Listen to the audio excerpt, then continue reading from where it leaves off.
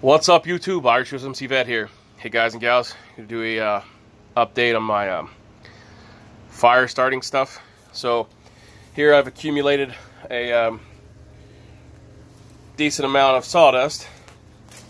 Here's my silicone molds.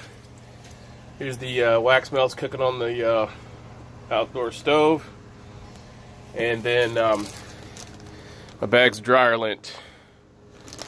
So anyways, the quick and easy, simple reminder is fill your cubes 3/4 of the way up with sawdust and put your dryer lint in the top of it for your, like that, for a wick, and then fill it full of the sawdust, and then pour your wax in on top of it. And then this turns into your lighting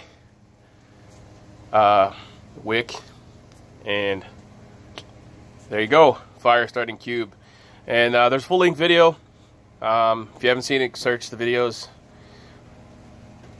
and you will see the full length video. And then I also believe there's a full length video on how long they burn. So thumbs up, thumbs down, bitches, moans, complaints, leave them in the comment section below. I'm USMC Vet. Godspeed, Semper Fi.